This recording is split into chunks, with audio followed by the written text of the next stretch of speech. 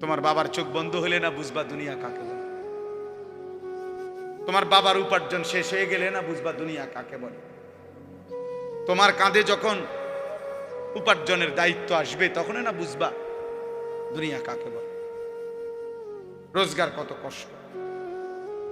সেদিন আমি একজন লোককে দেখছি, তাকাইয়া দেখছি অনেকক্ষণ, ট্রাকের থেকে সিমেন্টের বস্তা নামাইতেছে। আমি লোকটার দিকে তাকাইয়াছিলাম, সারাটা শরীর ঘামে, আমার মনে হয় যেন লোকটা মানে পানির মধ্যে, সারাটা চুল চেহারা তার ঘামে, ঘাম বাইয়া বাইয়া পড়তেছে। তাহলে এক বস্তা ট্রাকের থেকে প্রতি বস্তা সিমেন্ট নামাইয়া গোডাউনে থুইলে সর্বোচ্চ 60 টাকা 8 টাকা বা 10 টাকা দেয়। সর্বোচ্চ রেট হলো 10 টাকা, মানে এন থেকে হয়তো গোডাউনে থুইবে আর কি। তাহলে 50 বস্তা সিমেন্ট যদি এই বেচারা নামায়, তাহলে প্রিয় যুবক ছেলে 50 বার এই লোকটাকে, তোমার বাবাকে হতে পারে 50 বারই উনি কোমরটা বাঁকা করে। নাহলে কেমনে বস্তাটা লইব? 50 কেজি সিমেন্টের, 50 কেজি সিমেন্টের একটা বস্তা বেচারা কেমনে নিবে? প্রতিবারই তাকে কোমর বাঁকা করতে হয়েছে। প্রত্যেক বস্তা সিমেন্ট হয়তো ফালাইয়া ছোট্ট একটা গামছা হয়তো কোমরের থেকে খুলে আবার ঘাম মুছছে, আবার আরেক বস্তার লেগে গেছে, আর গুনছে কয় বস্তা হইল। বিনিময়ে 500 টাকা, হয়তো 50 বস্তায় 500 টাকা পাইছে, 10 টাকা করে। সেখান থেকে ভাঙ্গাইয়া তোমারে 200 টাকা দিছিল, তুমি বলছো তোমার স্কুলে দিতে হবে, সেই ঘামে ভেজা 200 টাকা। আর তুমি জানো আর সেই 200 টাকায় মোবাইলে ঢুকাইয়া উলঙ্গ ছবি আর নাচ গান নর্তকী দেখে শেষ করে দিছ। তুমি সন্তান না, বরং তুমি জানো আর।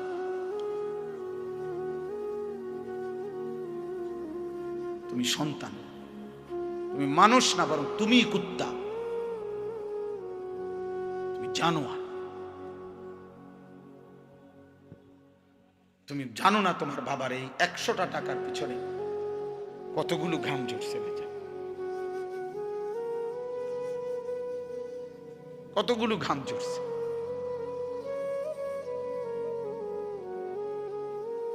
হ্যাঁ, আমার আব্বা ছোটবেলায় আমরা দেখছি সারাদিন স্কুল করে আব্বা যখন আসতেন, প্রাইমারি স্কুলে মাস্টারি করতেন, মসজিদে ইমামতি। আমার আব্বার একটা বা দুইটা গেঞ্জি ছিল, গেঞ্জিগুলোর এই পাশে এই পাশে ঘামে ভিজা। তো আমার মনে আছে কোনো সময় গেঞ্জি ধুইতে দিলে আমরা ধুইতাম না, আমি ফাটতাম না, মানে ঘামের গন্ধে বাবার গেঞ্জি ভিজা থাকত। সেখান থেকে আব্বা আমার মনে আছে মাস শেষে প্রতি 300 টাকা মাদ্রাসায় পাঠাইছে আমার লেগে। একটা পোস্ট কার্ডে তখন মানি অর্ডার করতে হইতো টাকা, তো মানি অর্ডার করলে একটা ছোট্ট পোস্ট কার্ড আছিল, এটার মধ্যে নাম ঠিকানা লিখতে হইতো, নিচে দিয়া একটু জায়গা ছিল, এখানে নিজস্ব কোনো কথা থাকলে লিখতে হইতো। তো আব্বা লিখতো, আনিস তোমার জন্য 300 টাকা পাঠাইলাম, বাবা টাকা পাইয়া জানাইও। তো আব্বারে জানাইতাম যে বাবা টাকা পাইছে। এই 300 টাকা গুনে গুনে 2 টাকা ডাইলবাজি, 2টা পরোটা, এমনি আমি গুনে গুনে খাইতাম, হিসাব গুনে গুনে। এই জন্য দোস্ত আমার, বন্ধু আমার, আমি বিষয়টা বললাম, মেহনত, যথাযথ পরিশ্রম মানুষকে দুনিয়াতেও ভালো করে, আখিরাতেও ভালো। অনেক নওজোয়ান মাশাআল্লাহ, প্রিয় ভাই, আমি অনুরোধ করি পরিশ্রমী হও, মেহনতি হও। এমন সুন্দর জীবন, সুস্থতা, এমন সুন্দর যৌবন, এই শুধু শুধু নারী দেখে দেখে না, এটা মিলে যাবে না। এই যে মহিলারে তুমি রাত দিন মোবাইলে দেখো, এগুলো পাইবা তো, তোমার একজন বিবি হবে, তোমার একজন স্ত্রী হবে। আর যেটা চাচ্ছ মনে, এটা পূরণ হবে। এই পৃথিবীর লাখ লাখ কোটি কোটি মানুষ স্বামী স্ত্রীর মিলনে এরপরেই এই মানব প্রজন্ম এখানে আসছে। কাজ এটা তোমারও হবে। এটার জন্য অল্প বয়সে কুত্তার মতো হওয়া, চরিত্রহীন লম্পট, যে রাত দিন নারী দেখে, ছবি দেখে, জিনা ব্যভিচারের দৃশ্য দেখে, এমন নিকৃষ্ট জানোয়ার হওয়ার কোনো দরকার নেই। এটা এমনি মিলবে।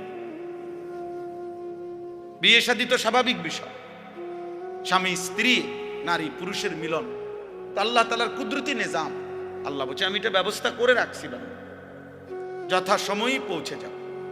সময়ের আগে এক লোকমা খাবারও পৌঁছে। আমরা কিতাবে পড়ছি, কিতাবের মধ্যে আছে, আমরা পড়ছি যে হে আল্লাহর বান্দা, তোমার লোকমা যদি, তুমি আসো জমিনে, আর তোমার একটি লোকমা যদি পাহাড়ের উপরেও থাকে, তো নিশ্চিত মনে রেখো, ইয়াকিন, পাহাড়ের উপরের ওই লোকমাটাই তোমার মুখে পৌঁছবে। আর আল্লাহর ওলিরা বলেন, যদি হে আল্লাহর বান্দা, তুমি মুখের কাছে দুই ঠোঁটের সামনে নিয়ে আসছো লোকমা, কিন্তু যদি সেটা তোমার ফয়সালাতে না থাকে, খোদার কসম ওই লোকমা তোমার ভিতরে ঢুকবে না।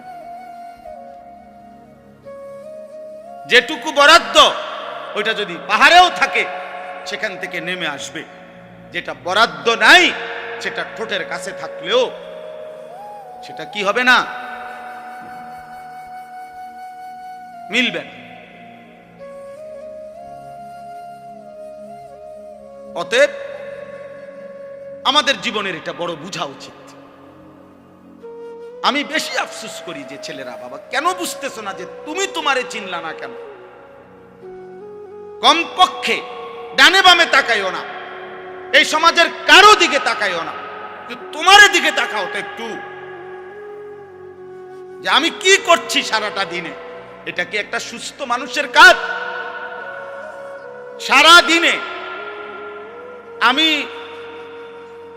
বেশি ব্যস্ত ছিলাম। আজকে মাগরিব পর্যন্ত আমার বাচ্চা অসুস্থ ছিল, আর আমি ডাক্তার দেখাইয়া বাসাত রাইখা সুদন্যপুর আমার শায়েখ আরিফ বিল্লাহ আল্লামা মুফতি মুশতাকুর নবী কাসেমি হজরতের মাদ্রাসায় আমি যাইতে হয়েছে মাগরিবের পর।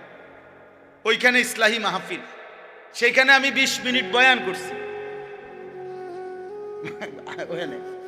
এরপরে এখানে আসছি।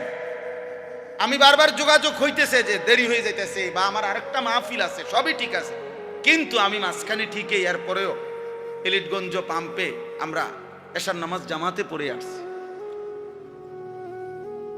মাহফিল যদি কাইতে হইয়া যায়, শীত হইয়া যায়, আমাকে আমার নামাজ পড়তে হবে না? শ্রোতা যদি চলেও যায়, আমাকে আমার নামাজ পড়তে হবে না?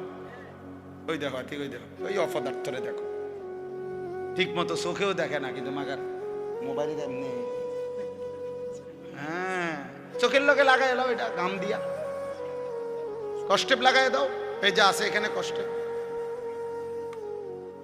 হ্যাঁ হ্যাঁ, না না, লজ্জা, লজ্জা হবে কোন দিন? কোন দিন হবে বলেন? হায়া হবে কোন দিন? তাইলে শিখবে কোন দিন আমার ছেলেরা? সন্তান শিখবে কোন দিন? ফেরাবে কে এদেরকে? কারো।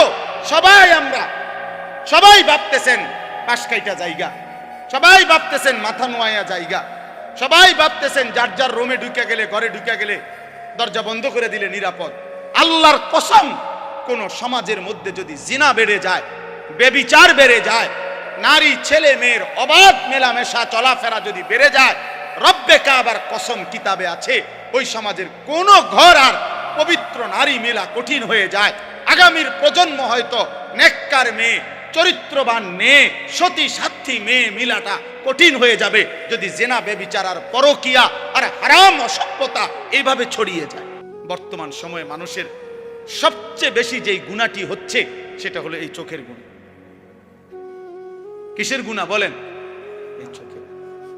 দিবা নিশি আমাদের মা বোনেরা বেপর্দা রাস্তায় চলছে, নিজেদের ভিন্ন রকমের অঙ্গভঙ্গি, আর এটা পুরুষ প্রতিনিয়ত দেখছে, অথচ এটা হারাম। মোবাইলে প্রতিনিয়ত কিশোর যুবক ছেলেরা, একটা বয়সী ছেলেরা একেবারে বেসামাল এই বড় মোবাইল ব্যবহার করে রাত নাই দিন নাই সারা রাত নারী ছবি অস্থির দৃশ্য দেখছে। অথচ খোদার কসম এটা একদিন জাহান্নাম ছাড়া আর কিছুই মিলবে না। আল্লাহর নবী সাল্লাল্লাহু আলাইহি সাল্লাম বলেছেন, যে ব্যক্তি কোনো নারীর সৌন্দর্য হারাম, যেটা তার দেখার অনুমতি নাই, সে দেখলো, খোদার কসম নবী বলছে কিয়ামতের দিন তার দুই চোখে সীসা জাহান্নামের আগুনে গলাইয়া এরপরে সীসা ঢেলে দেওয়া হয়, সীসা ঢেলে দেওয়া হয়, সীসা ঢেলে দেওয়া। অতএব আপনাদের কাছে অনুরোধ করছি, এই ছোট্ট কথাটা আল্লাহ তাআলা আমাদেরকে বলছেন, ইয়াগুদ্দু মিন আবসারিহিম, চোখ নামাও, চোখ। যুবক ভাই, তোমরা অনেক নওজোয়ান, মাশাআল্লাহ, প্রিয় সন্তান, নিজের উপরে দয়া করো। এই মোবাইলের অব্যাহত নেশা তোমারে ক্ষতিগ্রস্ত করবে। একদিন তুমি দুনিয়াও আগামাতা কিছুই খুঁজে পাবা না, আখেরাত আখেরাত। বয়স্ক বাবা যারা আছেন এখনো 50-60 বছর, অথচ এখনো চা দোকানে, টেলিভিশনে নাটক, সিনেমা, নর্তকীর নাচ দেখার অভ্যস্ত বা অভ্যাস আছে, আল্লাহর ওয়াস্তে চাচা ছেড়ে দেয়। এটা অসভ্যতা ছাড়া এই বয়সে আরো বেশি অসভ্যতা। এই জন্য আল্লাহ নবী সাল্লাল্লাহু আলাইহি সাল্লাম স্পষ্ট বলছেন, রাগ হবেন না, নবীজি বলছেন, আল্লাহ নবী সাল্লাল্লাহু আলাইহি সাল্লাম বলছেন, হাসরের দিন আল্লাহ তাআলা ওই বান্দার দিকে তাকাবেন না, আল্লাহ তাআলা তাকে পবিত্র করবেন না, আল্লাহ তাআলা তাকে জাহান্নাম থেকে বাঁচাবেন না। এই কথা বলতে গিয়ে 1 নম্বরে যার কথা বলছে, নবীজি বলছেন যে আশ-শাইখুজ জানি, যে বুড়া ব্যভিচারী। খোদার কসম, বয়স বেশি, বয়স হয়ে গেছে, অথচ এখনো জিনাকার, ব্যভিচারী। আর চোখ দিয়ে ভিন নারী দেখলে এটাও জিনা, হাত দিয়ে ছুঁয়ে দিলে এটাও জিনা, কান দিয়ে শুনলে ভিন নারীর কথা, হারাম কথা, এটাও জিনা, অন্তর দিয়ে কল্পনা করলে এটাও জিনা, লজ্জাস্থান দিয়ে জিনা করলে এটাও জিনা, নবীজি বলছেন। অতএব আল্লাহর নবী সাল্লাল্লাহু আলাইহি সাল্লাম বলছেন, বয়স্ক হওয়ার পরেও যে জিনার অভ্যাস, হারাম নারী দেখার অভ্যাস, বাস্তবে হোক আর মোবাইলে হোক আর টেলিভিশনে হোক আর সাদওয়ানে হোক, এই বদঅভ্যাস যে ছাড়ে নাই, আল্লাহ তাআলা তার দিকে কিয়ামতের দিন তাকাবেনও না, আল্লাহ তাকে পবিত্রও করবে না, আল্লাহ তাকে জাহান্নাম থেকে বাঁচাবেও।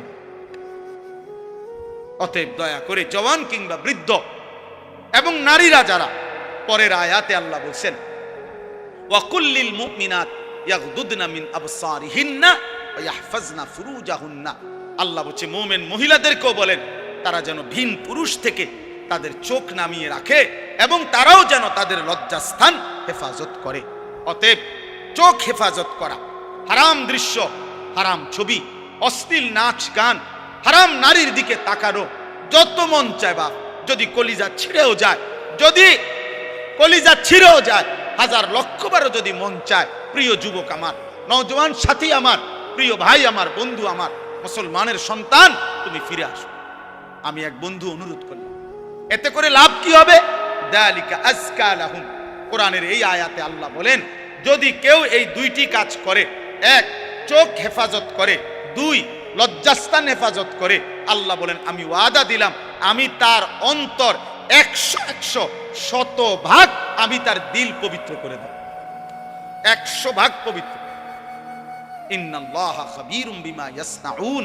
আল্লাহ বলে, বান্দা যখন তোমরা যাই করো না কেন, যেভাবেই করো না কেন, একাকী কিংবা লুকিয়ে, রাতের আধারে কিংবা গভীর রজনীতে, ইয়ারফোন লাগাইয়া কিংবা লাইট নিবাইয়া, দরজা বন্ধ করে কিংবা সিটকারি লাগাইয়া, রাতের গভীরে কিংবা পাহাড়ের জঙ্গলে কিংবা পাহাড়ের চূড়ায় কিংবা জঙ্গলের গভীরে কিংবা 7 তবক জমিনের নিচে কিংবা 7 আসমানের ঊর্ধ্বে, যেখানেই যা করো না কেন, আমি খবর রাখি, খবর রাখি, আমি দেখি বান্দা, আমি দেখি বান্দা, আমি দেখি।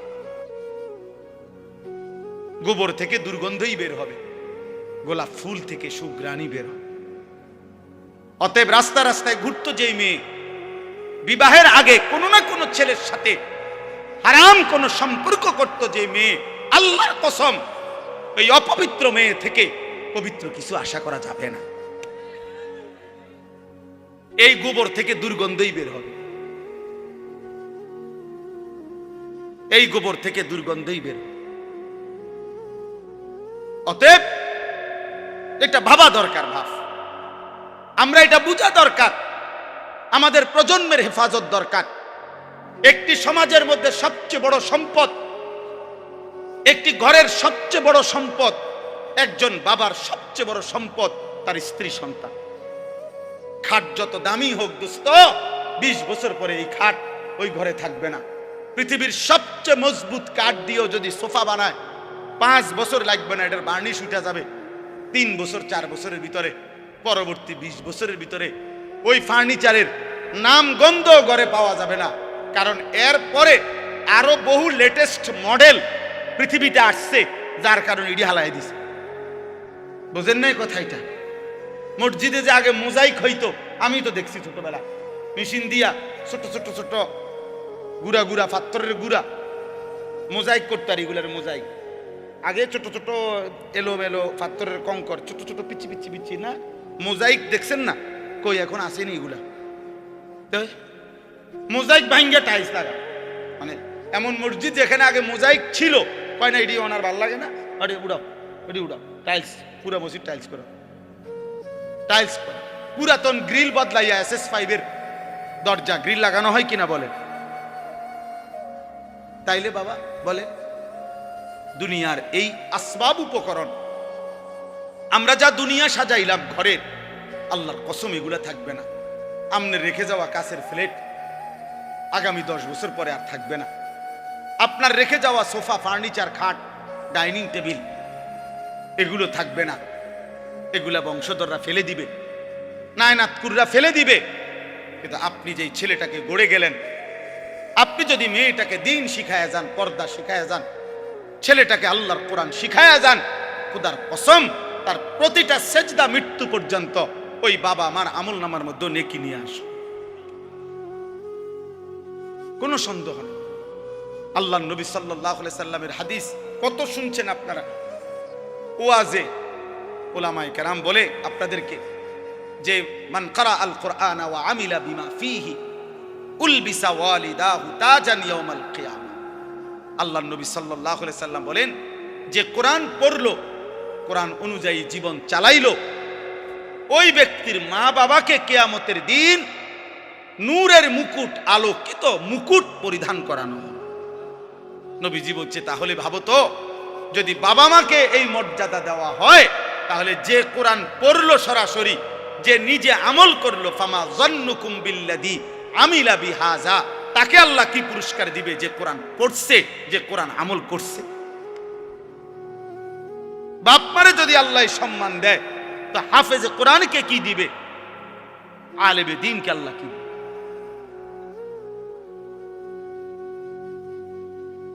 এজন্য প্রিয় ভাই, প্রিয় বাবা, সবাই মিলে গুনাহ ছাড়েন। আমার মূল বক্তব্য আজকে এতটুকু, গুনাহ ছেড়ে দিতে হবে। আখিরাত যদি পাইতে হয়, জাহান্নাম থেকে বাঁচতে হলেও গুনাহ ছেড়ে দেওয়া জরুরি, জান্নাতে প্রবেশ করতে হলেও গুনাহ ছেড়ে দেওয়া জরুরি।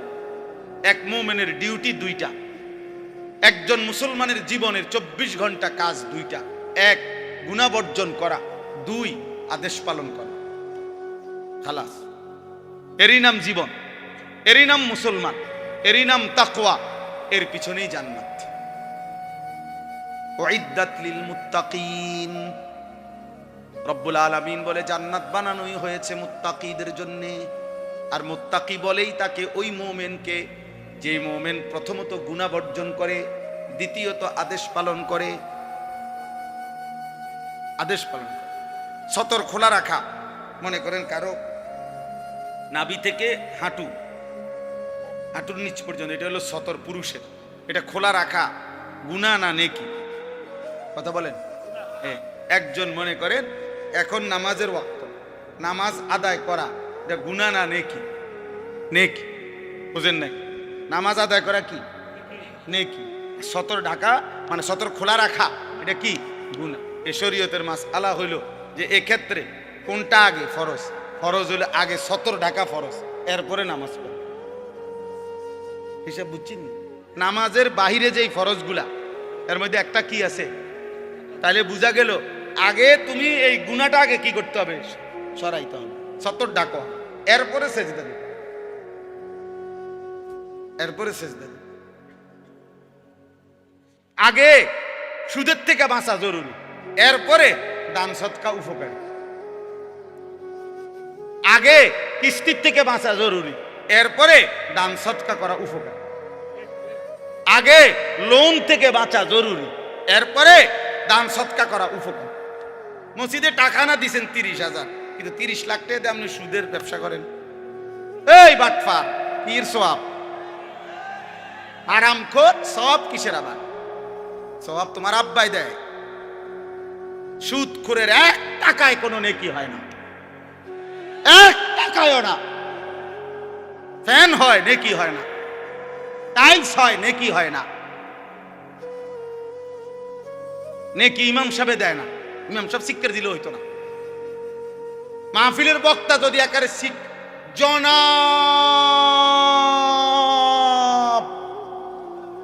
অমুকে অমুক 30,000 মার হাবা, আবারে মার, যা ফারস মার, তারে তেহা দিল কেন, মার কন্যা।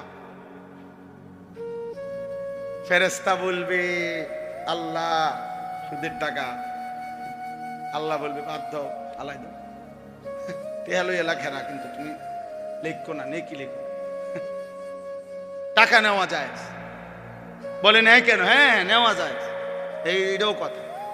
আপনি হয়তো বলবেন আরে এরপরে হুজুর আপনারা নেন কা, টাকা নেওয়া যায় কিন্তু নেকি হবে না। এইটাই এখন বুঝাইছিলাম ওই নুরুন নবী ভাইরে, আমার গাড়ির ছিল। এটা জরুরি বিষয়। নেকি হবে না, নেকি হইতে হইলে হালাল হইতে হবে। দুনিয়াবি লেনদেন করা এটা ভিন্ন মাসআলা। আপনি যদি না বুঝেন আপনার আলেম থেকে বুঝে নিয়ে, কিন্তু বুঝাইতে চাচ্ছি এটা জরুরি। বাপ গুনাহ ছেড়ে দাও। তাহলে আগে জরুরি কি বলেন? আমি কথা শেষ করে ফেলবো এখন। আগে জরুরি কি? দাফউল মুদাররাতি মুকদ্দামুন আলা জালবিল মানফা। আরবি ভাষার গুরুত্বপূর্ণ মূলনীতি এটা, যে আগে ক্ষতি সরাও, এরপরে উপকার আনো। উপকার পরে, আগে কি? কথা বলেন না, ক্ষতি সরাও এইটারে। আচ্ছা মনে করেন একটা জানালার গ্রিল, এটার মধ্যে রং দিবে, কি দিবে? এই রং দিতে গেলে মনে করে এটা পুরান হয়ে গেছে, ঝংকার পড়ে গেছে, এর নিয়ম কি? আগে ঝংকার ফেলতে হবে না আগে রং দিতে হবে? আগে শিরিষ কাগজ দিয়া ঝংকার ফেলতে হবে, এরপরে কি করতে হবে? আগে ক্ষতি সরাও, আগে গুনাহ ছাড়ো, এরপরে সেজদা দাও। এক সেজদা আল্লাহর আরশ ছুঁয়ে যাবে। একবার জমিন থেকে আল্লাহ ডাক দিবা, রবের আরশ কাই পাও। শর্ত কি? গুনাহ ছেড়ে, গুনাহ ছেড়ে, গুনাহ ছেড়ে। আরো বাংলা উদাহরণ দেই, আমরা বাঙালি উদাহরণ আছে। কোন ব্যক্তি মনে করেন কারো বাড়ির দরজায় গেইটে ভিক্ষার জন্যই মনে করেন হাত পাতছে, এই সময় বাড়িওয়ালার কুকুর, পালা কুকুর খেউ খেউ করিয়া দরজার সামনে আইছে, বেড়ারে মানে ধরে লেব দশা। এখন এই লোক কি বলবে? বাড়িওয়ালার আগে কি বলবে? যে কি সরাও, আমার চাল লাগতো না ভাই, আল্লাহর দোহাই, আমার কি লাগবে না, তুই এটা সরা ভাই, এটা সরা। কামড় না দোক, কামড় না দোক, শুধু এইটারে কয় কি? ভিক্ষা থাক, কুত্তা সামলাও, চাল লাগবে না, উপকার করণ লাগতো না ভাই, ক্ষতি যাতে না করে, ক্ষতি যাতে না। এই জন্য এক মুমিনের প্রথম ডিউটি, যুবক হোক বৃদ্ধ হোক, আমি হই তুমি হই, আলেম হোক পাবলিক হোক, আপনি মনে রাখবেন। আপনারা অনেক সময় অনেকে আছে বলে আরে কয় তো লম্বা লম্বা, হুজুরের মধ্যে তো দোষের অভাব নাই, বলে কি না বলেন? আমিও তো বলি হুজুরের মধ্যে দোষের অভাব নাই। হুজুররা কি বেহেশতের থেকে নিয়ে আসছে?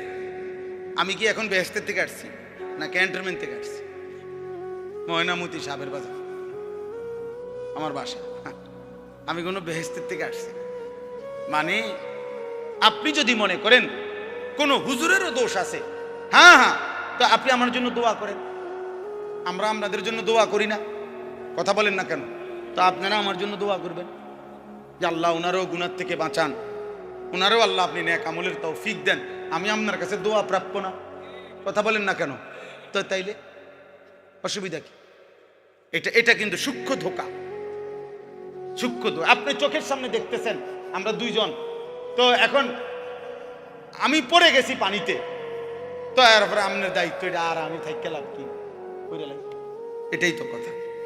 এটা কোনো বুদ্ধিমান করবে? এটা আমার সাথী আগুনে পুড়ে গেছে, আর আমি আর হুজুরে জেনে আগুনে ফিরে গেছে, তো আর আমি পাবলিক থাকতে কিনবো, আমরাও আগুনে পুড়ে যাই, এটা নিয়ে নিয়ম।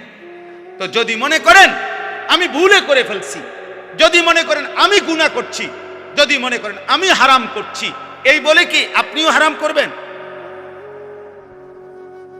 এটা জরুরি। গুনাহ ছেড়ে দেন, এই আজকের মূল বক্তব্য এটা, গুনাহ ছেড়ে দেন। এক মুমিন প্রথম কি ছেড়ে দিতে হবে? গুনাহ ছেড়ে। বিষয়টা কঠিন হইল, এটা আমাদের আল্লাহর আদেশ, আর আল্লাহর আদেশের উপরে কঠিন না সহজ, পারতেছি না এত কথা বলার কোনো সুযোগ নাই। আপনার যদি মন নাও চায়, আপনার যদি বিবেকে নাও চায়, আপনার যদি কলজাটা ফাইটাও যায়, তারপরেও আপনি আল্লাহর হুকুমের জন্য গুনাহ ছাড়তেই হবে, ছাড়তেই হবে, ছাড়তেই। কার হুকুম এটা? আমার মালিকের। বসে আদেশ করছে, অতএব অনেক সময় অনেক কাজ ভাল লাগতেছে না, তারপরও অধীনস্থ কর্মকর্তা তার বসের আদেশ মন না চাইলেও পালন করতে হবে। আর মন চাইলে তো ভালোই, মন চাইলে তো কি ভালো। এটা জরুরি বিষয়। এজন্য গুনাহ ছেড়ে দাও, গুনাহ ছেড়ে দাও। তাকওয়ার প্রথম অর্থ গুনাহ বর্জন, দ্বিতীয় অর্থ আদেশ পালন। আর আল্লাহ এটাই বলছি, ইয়া আইয়ুহাল্লাযীনা আমানুত্তাকুল্লাহ, ইয়া আইয়ুহাল্লাযীনা আমানুত্তাকুল্লাহ। কোরআনুল কারীমে প্রায় 7 বার এই কথাইটা আল্লাহ বলছে, হে ঈমানদার, ইত্তাকুল্লাহ, ইত্তাকুল্লাহ, ইত্তাকুল্লাহ, ইত্তাকুল্লাহ, ইত্তাকুল্লাহ, ইত্তাকুল্লাহ, ইত্তাকুল্লাহ। হে আল্লাহর বান্দা, হে মুমিন, আল্লাহকে ভয় করো, আল্লাহকে ভয় করো, আল্লাহকে ভয় করো। আর তাফসীরের মধ্যে লিখছে, যদি প্রশ্ন করেন যে হুজুর আল্লাহকে ভয় করা মানে কি, আল্লাহকে ভয় করার প্রথম অর্থ গুনাহ ছেড়ে দেওয়া, দ্বিতীয় অর্থ আদেশগুলো পালন করা। আগে গুনাহ ছেড়ে দাও, আগে গুনাহ ছেড়ে দাও। ওয়াদারু যাহিরাল ইসমি ওয়া বাতিনা, আল্লাহ বলছে প্রকাশ্য গোপন সব গুনাহ ছেড়ে দাও। নবীজি বলছেন, রাসূলুল্লাহ সাল্লাল্লাহু আলাইহি ওয়াসাল্লাম বলছেন, ইয়াকুম ওয়াল কাযিব, মিথ্যা বলা ছেড়ে দাও। আলাইকুম বিসসিদক, নবীজি বলছে সত্য বলাকে জীবনের জন্য গ্রহণ করে নাও। অতএব দয়া করে এটা বুঝতে হবে। তো এই আয়াতটা এবার আসেন, আমি যেই পড়ছি সূরা নূর 18 নম্বর পারা, কোরআনুল কারীমের 24 নম্বর সূরা 30 নম্বর আয়াত, এই একটি আয়াতের এবার তর্জমা বললে আমার কথা শেষ। আল্লাহ তাআলা এখানে বলছেন, কুল, হে নবী আপনি বলুন, লিল মুমিনিনা, সকল ঈমানদার পুরুষদেরকে, ইয়াগুদ্দু মিন আবসারিহিম ওয়া ইয়াহফাজু ফুরুজাহুম, তারা যেন বাধ্যতামূলক দুইটা কাজ করে। এক, তারা যেন সকলেই তাদের চোখ ভিন নারী, হারাম ছবি, হারাম দৃশ্য থেকে চোখ যেন নিচে নামায়। ওয়া ইয়াহফাজু ফুরুজাহুম, এবং সমস্ত ঈমানদার পুরুষদেরকে বলেন তারা যেন তাদের লজ্জাস্থানের হেফাজত করে। কোনো জিনা, কোনো ব্যভিচার, হাতের নাপাক ব্যবহার, কোন রকমের অসভ্যতা, নারী পুরুষ, পুরুষ পুরুষ, যেই কোন রকমের অপকর্ম নিজের লজ্জাস্থান দ্বারা যেন না করে, লজ্জাস্থান যেন হেফাজত করে এবং চোখ যেন নিচে নামে। প্রিয় ভাই, এই প্রথম কথাটা বলার জন্যই আমি এই কথাগুলো বলছি। আজকের সময়ের বিবেকবান যারা, দিন নিয়ে যারা ভাবে, মানুষকে নিয়ে যারা ভাবে, এরকম বিবেকবান বিচক্ষণ বুজুর্গ আল্লাহওয়ালা ওলামায়ে কেরামের মূল বক্তব্য হলো, বর্তমান সময়ে মানুষের সবচেয়ে বেশি যেই গুনাহটি হচ্ছে সেটা হলো এই চোখের গুনাহ। কিসের গুনাহ বলেন? এই চোখের। দিবা নিশি আমাদের মা বোনেরা বেপর্দা রাস্তায় চলছে, নিজেদের ভিন্ন রকমের অঙ্গভঙ্গি, আর এটা পুরুষ প্রতিনিয়ত দেখছে, অথচ এটা হারাম। মোবাইলে প্রতিনিয়ত কিশোর যুবক ছেলেরা, একটা বয়সী ছেলেরা একেবারে বেসামাল এই বড় মোবাইল ব্যবহার করে রাত নাই দিন নাই, সারা রাত নারী, ছবি, অস্থি দৃশ্য দেখছে, অথচ খোদার কসম এটা একদিন জাহান্নাম ছাড়া আর কিছুই মিলবে না।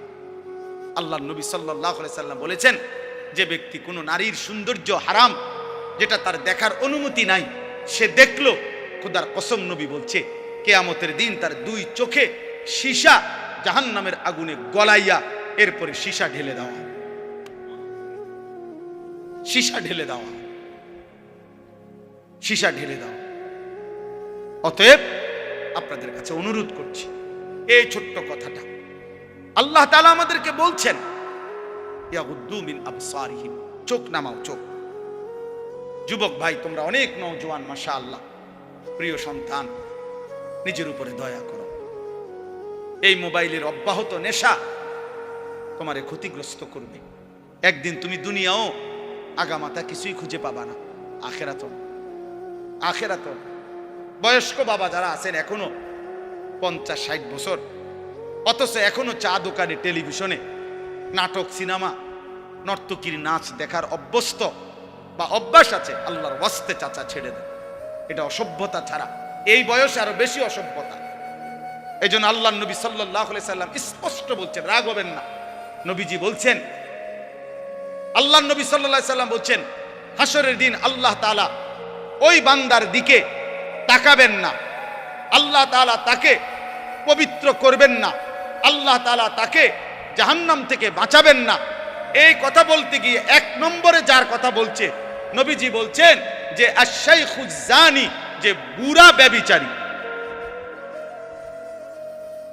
খোদার কসম, বয়স বেশি, বয়স হয়ে গেছে, অথচ এখনো জিনাকার, ব্যভিচারী।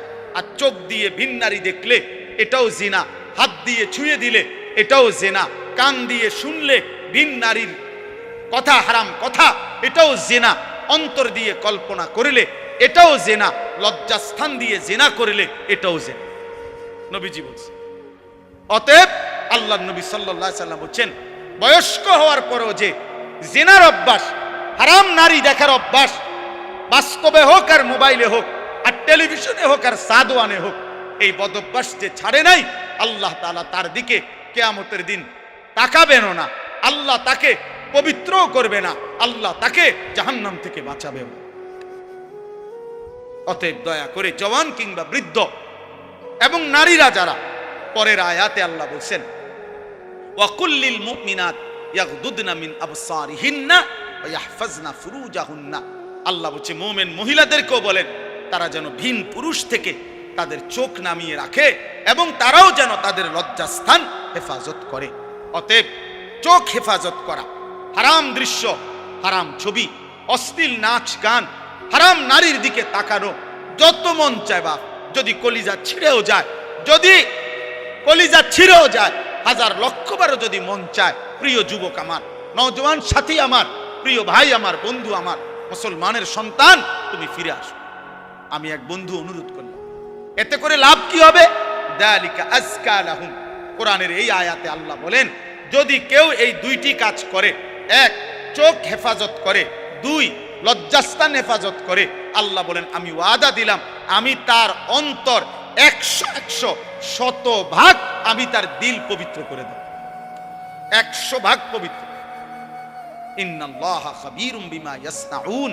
আল্লাহ বলে, বান্দা যখন তোমরা যাই করো না কেন, যেভাবেই করো না কেন, একাকী কিংবা লুকিয়ে, রাতের আঁধারে কিংবা গভীর রজনীতে, ইয়ারফোন লাগাইয়া কিংবা লাইট নিবাইয়া, দরজা বন্ধ করে কিংবা সিটকারি লাগাইয়া, রাতের গভীরে কিংবা পাহাড়ের জঙ্গলে কিংবা পাহাড়ের চূড়ায় কিংবা জঙ্গলের গভীরে কিংবা 7 তবক জমিনের নিচে কিংবা 7 আসমানের ঊর্ধ্বে, যেখানেই যা করো না কেন, আমি খবর রাখি, খবর রাখি, আমি দেখি বান্দা, আমি দেখি বান্দা, আমি দেখি। অতএব দোস্ত আমার, আল্লাহকে আড়াল করা সম্ভব? আল্লাহকে ফাঁকি দেওয়া সম্ভব? আল্লাহ তাআলার দৃষ্টির আড়ালে যাওয়া সম্ভব? অতএব এইটুকুই সবক। আমরা যদি ইমানদার হই, আমরা যদি মুমিন হই, তাহলে আমাদের নারী, আমাদের পুরুষ, আমাদের কিশোর, আমাদের যুবক, আমাদের মা, আমাদের বোন, আমাদের স্ত্রী, আমি হুজুর, আপনি পাবলিক, আমরা সবার দায়িত্ব চোখ হেফাজত করা। কি হেফাজত করা? কারণ চোখ হারাম নারী দেখা গুনাহ কিনা? বলেন না কেন? অতএব এই গুনাহ ছিল। আল্লাহ তাআলা আমাদেরকে তৌফিক দেন, কবুল করেন। আমিন। বিবাহ একটি সম্পর্ক, বিবাহ একটি ইবাদত। ইবাদত কিনা কথা বলেন? আল্লাহ কোরআনে বলছে ফানকিহু, তোমরা বিবাহ করো। তো যেটা আল্লাহর হুকুম এটা ইবাদত কিনা? নবীজি সাল্লাল্লাহু আলাইহি সাল্লাম বলছে আন-নিকাহু মিন সুন্নতি, বিবাহ আমি রাসূলের সুন্নাত। তো যেটা নবীর সুন্নাত এটা উৎসব নাকি ইবাদত? এটা ফুর্তি নাকি ইবাদত? নবীর সুন্নত এটা ফুর্তি নাকি ইবাদত? তাহলে বিবাহ কি? ইবাদত। আল্লাহর হুকুম এ কারণেও ইবাদত, নবীর সুন্নাত এ কারণেও ইবাদত। ইবাদত ইবাদত এক। দুই নাম্বার, বিবাহ মানে একটি ছেলে মেয়ের এই সম্পর্ক শুধু উপভোগের সম্পর্ক নয়, বরং এই স্বামী স্ত্রী মানে এখান থেকে কিয়ামত পর্যন্ত একটি প্রজন্ম। আমার দাদা দাদির মিলনে আমার বাবা, মা বাবার মিলনে আমি, আমার স্ত্রীর পরে আমার সন্তান। তাইলে এইভাবে এটা একটা সিরিয়াল, এটা একটা সিরিয়াল। আমার দাদা 5 ওয়াক্ত নামাজ পড়ছেন রমজান মাসে, পুরা রমজানে মসজিদে ছিলেন, শেষ 10 দিন এতেকাফ করছেন। ঈদের চাঁদ উঠছে, ঈদের দিন দাদা সকালবেলা ভোরে মসজিদ থেকে বের হইয়া ঈদের নামাজ পড়া ঘরে আসছে। চাচারে কইছে, ছোট চাচারে, যে আমি আমার শ্বশুর বাড়ির যামু, আমার একটা রিস্কা আইনা দে। আমার চাচার নাম হোসেন, মানে হুসাইন। ওই যে হোসেন, আমারে একটা রিস্কা আইনা দে ফুত, আমি আমার শ্বশুর বাড়ির যামু। দাদা বুড়া মানুষ। আমার চাচা বলছে, আব্বা আমনে মুরব্বী মানুষ, শেষ বয়স, আপনি মাত্র মসজিদে অন কি শ্বশুর বাড়ি যাইবেন? আমরা সব সেমাই চিনি রাঁধছি, আপনি খাবেন। দাদা কয় না, আমি জামুই, তুই রিস্কা না আনলে বাদ দে। নাতি মানে আমার চাচার ছেলে ইদ্রিস, পরে বলছে, নাতি তুই আমার হাতে ধর, দাদা জামুই শ্বশুর বাড়ি। এই কথা বলে দাদা একটু সামনে গেছে, মাঝ পথে পাশের গ্রাম, 2 গ্রাম পরে আমার দাদার শ্বশুর বাড়ি ছিল। দাদা মাঝখানেই রাস্তায় কাইত হইয়া পড়ে গেছে। সন্ধ্যাবেলায় আমার দাদা কবরে চলে গেছে, মারা গেছে। আমার দাদা ঠিকই বুঝছে যে আমি শ্বশুর বাড়ি যাব। তাহলে আমার দাদা নেককার ছিলেন, নেককার ছিলেন, নিজের হাতে মসজিদ গড়ে গেছেন। তাহলে এটা একটা প্রজন্ম, স্বামী স্ত্রীর সুন্দর একটি সম্পর্ক, এদের ঈমান ইসলাম, এদের পাক পবিত্রতা, পর্দা পুশিদা, এটা একটা জেনারেশন তৈরি করে। এটা গুরুত্বপূর্ণ বাপ। কম হোক, আল্লাহর কথা, কোরআন সুন্নাহর কথা আদবের সাথে শুনতে হয়, এটা জরুরি, নাইলে ফায়দা হয় না। এক তো হইলো আমি, একজন চিৎকার দিল, একজন সুর দিল, একজন টান দিল, কিছু বুট বাদাম বেচা হইল, এই সব মিলে ঝিলে কিছু একটা হলো না। ভাইয়া, এটা আসলেই মূল মাকসাদ না। একটা বাঁশ মাটিতে গাঁটতেও কষ্ট আছে। এই রাস্তাটা আমি আসছি এখন অনেক ভাঙ্গা, তাইলে প্রত্যেককেই কষ্ট করে আসতে হয়েছে। সেটা যদি কোনো ফায়দা না হয়, আপনি দেখেন ওইখানে বুট বাদামের দোকানে অনেক লোক দাঁড়ায় আছে, অসংখ্য লোক এখন এই মাত্র। তাহলে সামান্য বাচ্চাদের কতগুলো খেলনা জিনিস, এই ছোট ছোট বাস, ছোট ছোট গাড়ি ঘোড়া, এগুলোর দোকানে এত লোক দাঁড়ায় থাকা কি অর্থ আছে বলে? মানুষের তো স্বাভাবিক একটা বিবেক থাকা দরকার যে আমি এখানে কেন দাঁড়ায় রইলাম। অথচ বাড়ির থেকে রওনা দিছে, অথবা বাড়িওয়ালা ঘরওয়ালারা জানে ওয়াজে গেছে, এটা জানে না, কি বলে? কিন্তু শয়তান মাঝ পথে আটকে রাখছে। হ্যাঁ, এটা কোরআনুল কারীমের মধ্যে আছে। আল্লাহ তাআলা কাছে শয়তান চ্যালেঞ্জ করেছে, আল্লাহি লা উযায়্যিনান্না আ'মালা ওয়া লা উগবিয়ান্নাহুম আজমাইন। আল্লাহর কসম, হে আল্লাহ, আমি আপনার বান্দাদের কাছে তাদের কাজকে গুনাহের রং দিয়ে সাজিয়ে দেব, অতঃপর আপনার বান্দাদেরকে আমি পথভ্রষ্ট করে দেব, পথভ্রষ্ট করে দেব। আল্লাযীনা যাল্লা সাইয়ুহুম ফিল হায়াতিদ দুনিয়া ওহুম ইয়াহসাবুনা আন্নাহুম ইউহসিনুনা সুনআ। কোরআন শরীফে আছে, আল্লাহ বলেন অসংখ্য ক্ষতিগ্রস্ত বান্দা আছে এমন, দিন রাত তারা তাদের পরিশ্রম কর্মকাণ্ড কাজকর্মের দ্বারা ভাবতেছে অনেক ভালো কিছু করছে। আল্লাহ বলেন অথচ আসলে তারা ধোঁকা খাচ্ছে, বরং পথভ্রষ্ট হচ্ছে, নিজেদের সমস্ত আখিরাত খাসারা বরবাদ করছে, বরবাদ করতেছে। আফামান যুগিনা লাহু সুউ আমালিহি ফারাআহু হাসানা, এটাও কোরআন শরীফের আয়াত। আল্লাহ তাআলা বলেন যাকে তার গুনাহ, তার নাফরমানির কাজটাকে তার কাছে খুব সুন্দর করে দেয়া হয়েছে, আর সে এটাকে মনে করতেছে ভালো কাজ, অথচ আসলে শয়তান তার নিকটে গুনাহকে সুন্দর করে সাজিয়ে দিছে, সাজায় দিছে। এই জন্য বাপ আমরা এটা বুঝা উচিত। আরবিতে বলা হয় কালিমাতু হাক্কিন উরিদা বিহাল বাতিল, কথা সত্য মতলব খারাপ। অর্থাৎ অনেক সময় এমন হয় যে কথা তো সুন্দর কিন্তু ভিতরের উদ্দেশ্য খারাপ। এই জন্য অনেক কিছু তো আমাদের কাছে মনে হয় এটা করলে খুব সুন্দর হবে, কিন্তু এর দ্বারা উদ্দেশ্য ভিন্ন। এই জন্য দেন একটু আগায় দেন, একটু একটু করে। আরে আপনি কথা বলেন, আসতে বলেন। মানুষের আগাইবার কথা কই এত ধমক দিলে তো আর হইতো না। নিজের বসা নিজে বসেন, একটু একটু আগায় দেন। মানুষ একজন বসতে এত আগালো কি দরকার? জি মাশাআল্লাহ। চলেন, 2 নাম্বার কথা হলো ভাইয়া, আমার প্রিয় ছোট ভাই হাফিজ মাওলানা আতিকুর রহমান আশরাফ, আমি আইসাই শুনতেছি বলতেছে, এইমাত্র সে বলছে এটা আপনাদের কাছে। আমি আবার বললাম ছেলেরা, ভাইয়া একটা ছেলে মোবাইল হাতে ধইরা ভিডিও বা রেকর্ড করবা না, আমি নিষেধ করলাম। আর একটা মোবাইলও ধরে রাখবে, আমি নয়তো উঠাই দেবো তোমার দোস্ত, তুমি উঠে যাইতে হবে এখান থেকে। এরপরে ধমক দিলে লজ্জা পাইবা। আমি আগেই বলছি, আমি ব্যক্তিগতভাবে কোনো প্রার্থী না, নির্বাচনের কোনো জনসভার জন্য আসিনি। আমার একটা মার্কা আছে, সবাই একটু খেয়াল রাখেন না, কোনো মার্কা নাই। কথা বুঝছেন কিনা? আমি কোনো প্রার্থী না, এটা কোনো নির্বাচনী জনসভা।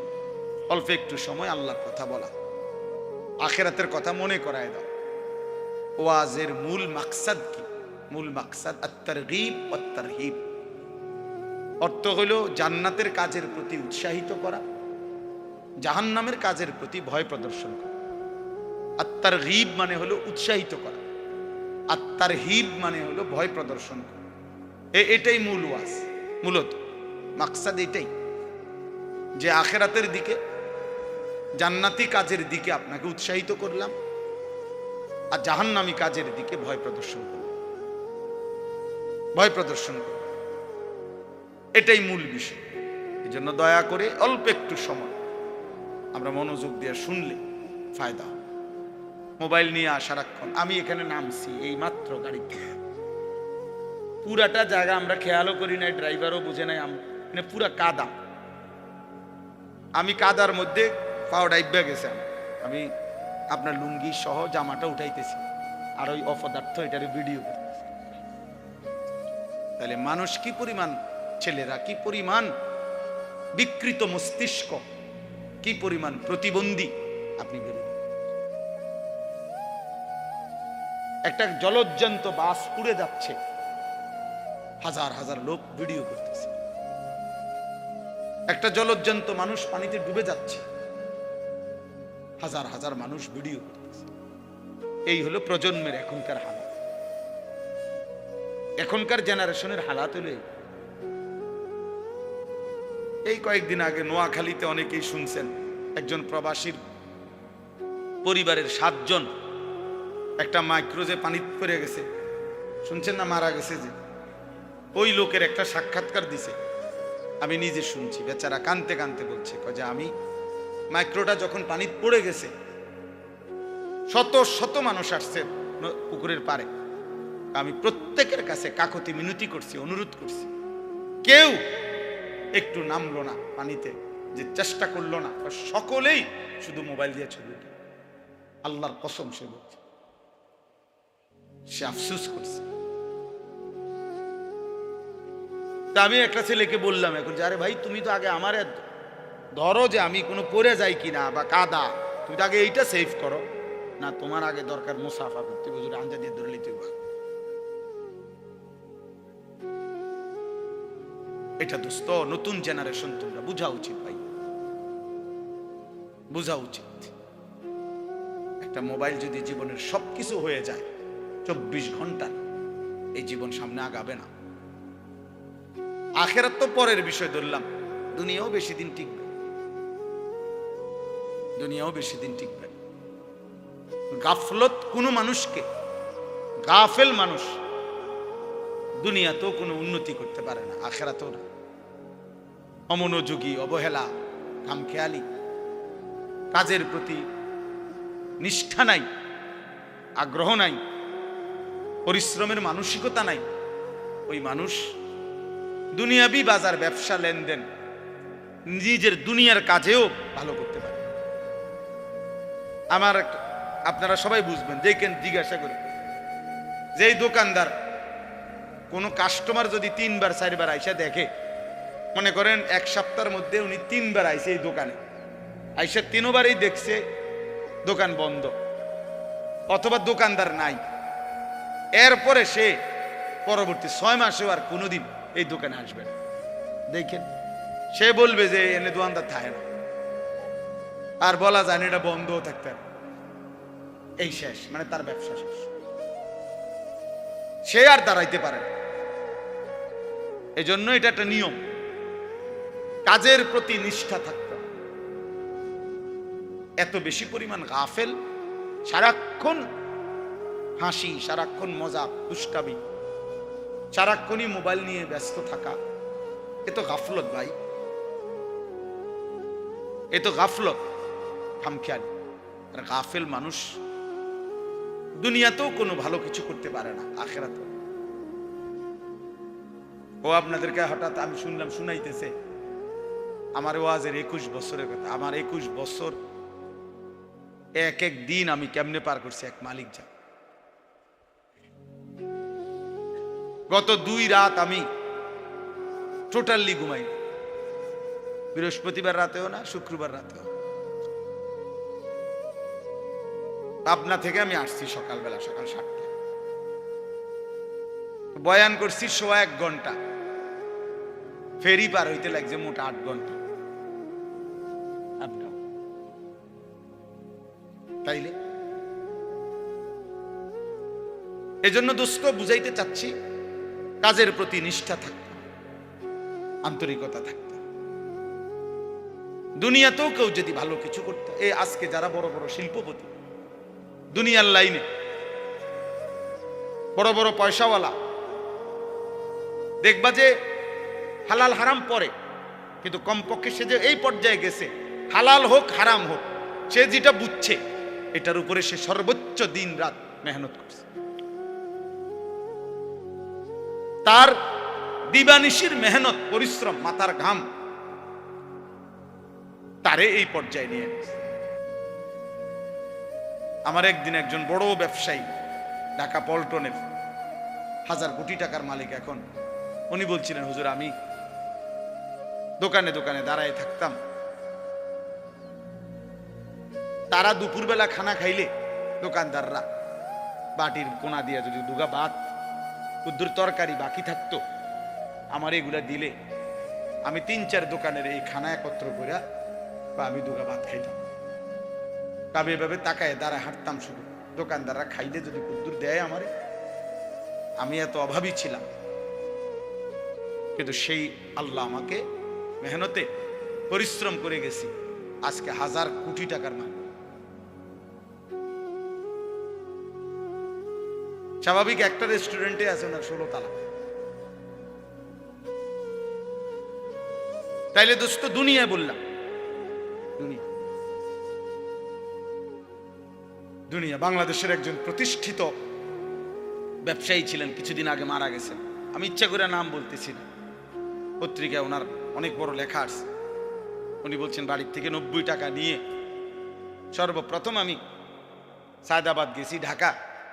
সায়দাবাদে যারা মাটি কাটে ওই সময় তাদের সাথে যে যোগ দিছি, মাটি কাটবে, তারা বলছে যে কোদাল এবং টুকরি নিজের না হইলে হইতো না। অন্ত পড়ছে আরো বিপদে, মাটিও তো কাটতে পারতাম না, কারণ আমার তো কোদালও নাই, টুকরিও নাই। এরপরে আবার গায়ে খাইটা কষ্ট কইরা তারপরে কোদাল টুকরি কিনছি। ওইটুকু দিয়েই সে বাংলাদেশের মৃত্যুর আগে তিনি বাংলাদেশের একজন প্রথম শ্রেণীর ঠিকাদার ছিলেন। হাজার হাজার কোটি কোটি টাকার এই রোডের, হাইওয়ে রোডের কাজ করতেন। একটা সময় এই 90 টাকার পুঁজি। তাহলে ছেলেদেরকে বললাম, বাবা দুনিয়াও ভালো হবে না, এই ফেটে বাতে চলবে আর কি, কোন রকম আর জোরাতালি, এই চুলে ঘুরাইতে আর বাহারা দিন, এই কামের দূরে দিছে শয়তান তোমারে, ইবলিসে, যে তোমার একটা মহান কাজ দিছে, যে তোমার একটি জীবনের শ্রেষ্ঠ কাজ হলো প্রতিদিন সকাল থেকে রাত ঘুম পর্যন্ত 1,00,000 বার তুমি মোট চুলের এরকম ফিরাই, এই একটা তোমারে দারুণ কাজ দিছে শয়তান তোমারে, তোমার মতো ফালতু লোকের একটা কাজ ধরা, তোমারে একটা দারুণ কাজ দিছে যে তুমি নিজের পয়সা দিয়ে এমবি ঢুকাইবা, আর সারা পৃথিবীর পাগল ছাগল, সুস্থ অসুস্থ, যে যা মোবাইলে দেয় তুমি শুধু টাইনে টাইনে দেখবে। টাকা যাবে তোমার, সময় যাবে তোমার, হায়াত যাবে তোমার, কামাই হবে।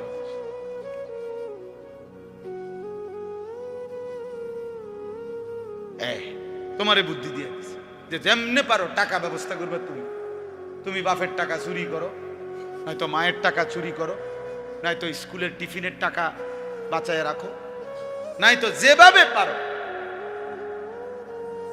নারী তোমাকে দেখতেই হবে, উলঙ্গ ছবি তোমাকে দেখতেই হবে,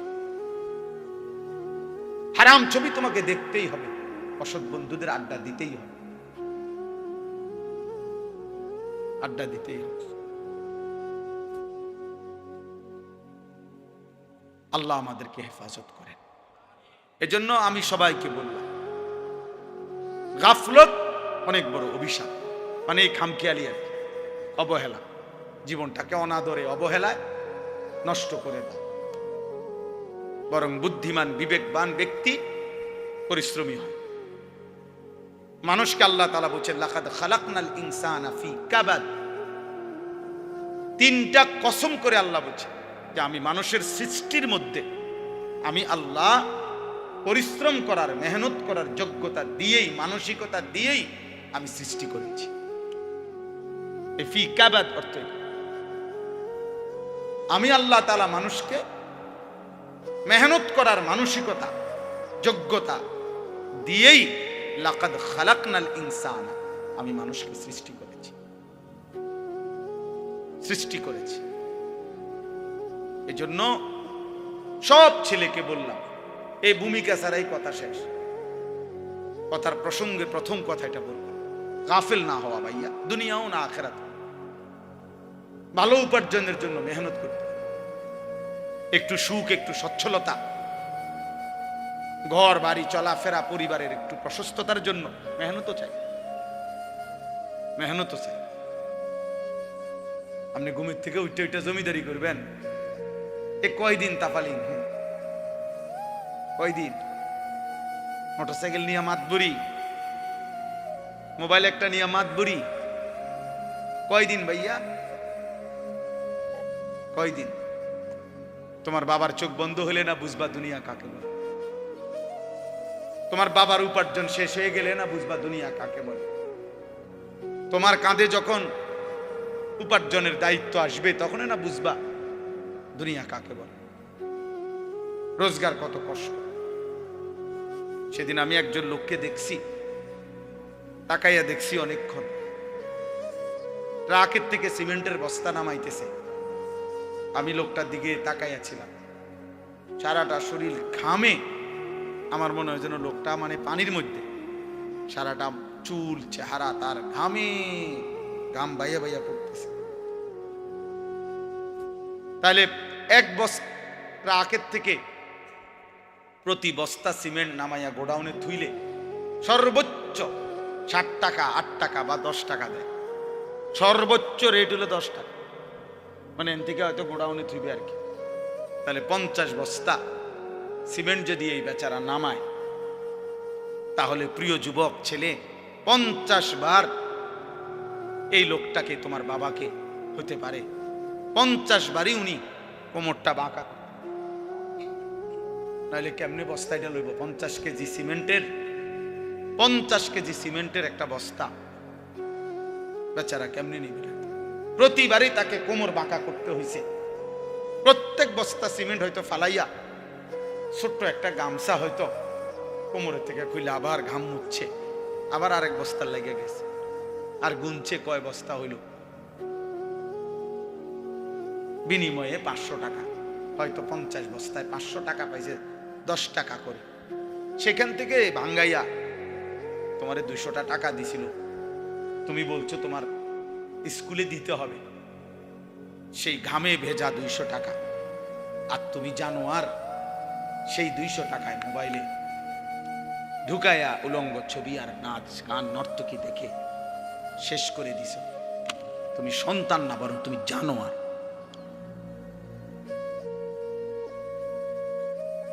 তুমি সন্তান, তুমি মানুষ না, বরং তুমি কুত্তা, তুমি জানো আর। তুমি জানো না তোমার বাবার এই 100টা টাকার পিছনে কতগুলো ঘাম ঝরছে, কতগুলো ঘাম ঝরছে।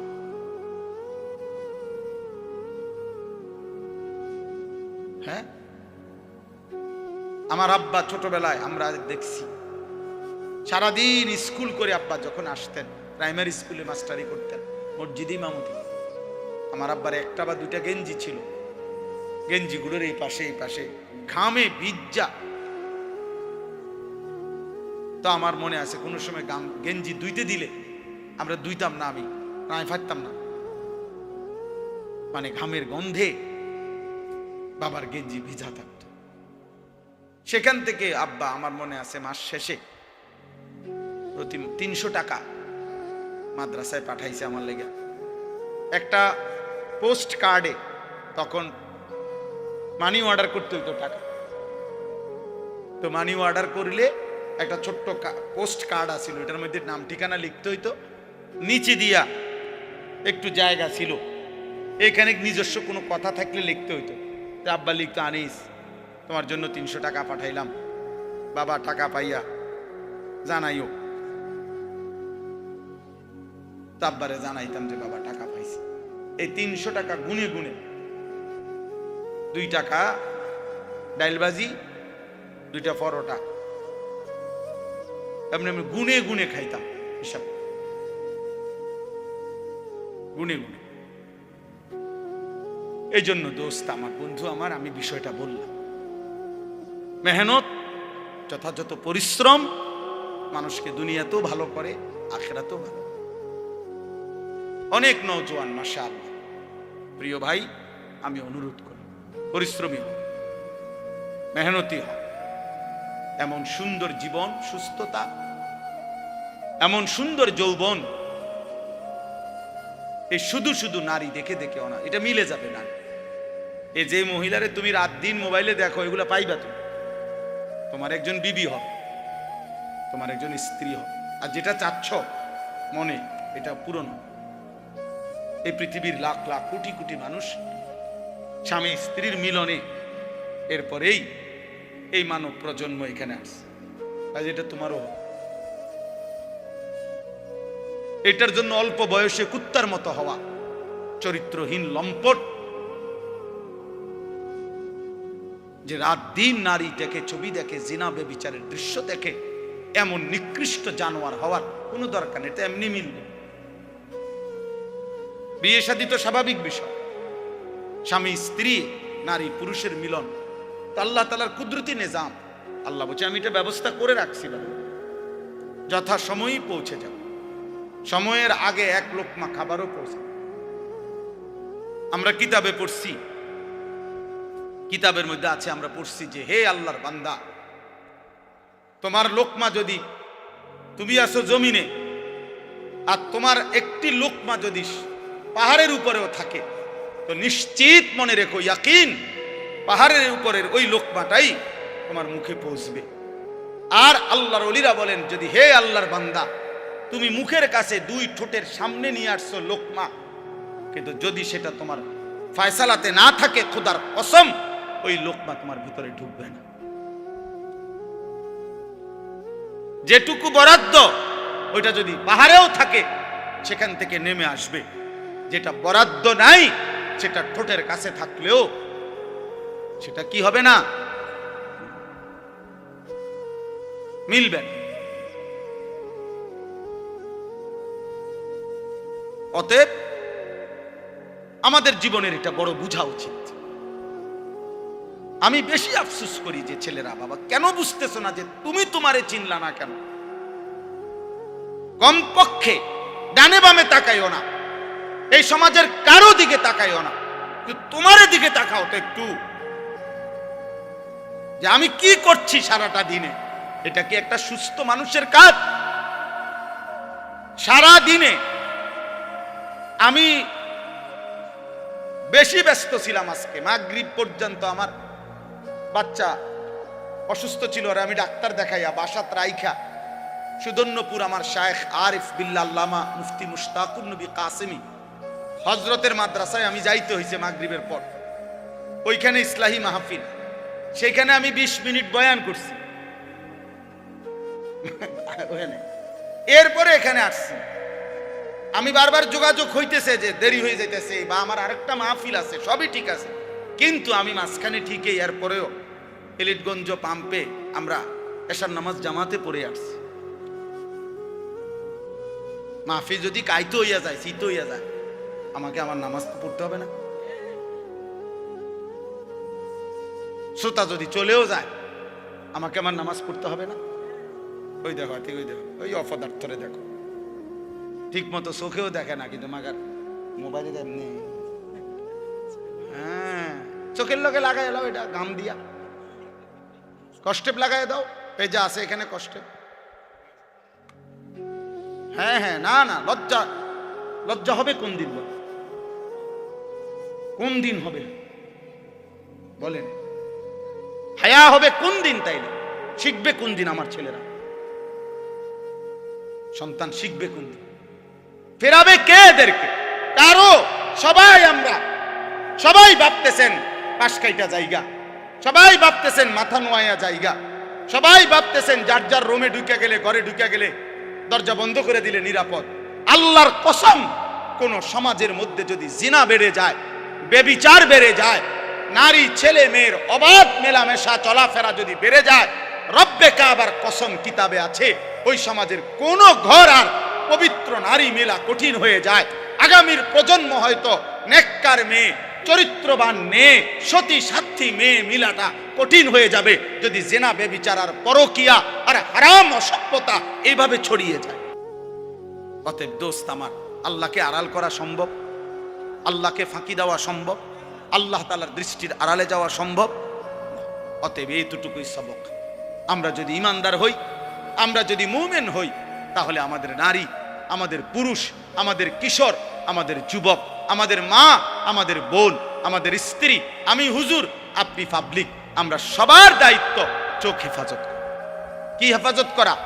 কারণ চোখ হারাম নারী দেখা গুনাহ কিনা? বলেন না কেন? অতএব এই গুনাহ ছেড়ে আল্লাহ তাআলা আমাদেরকে তৌফিক দেন, কবুল করেন, আমিন।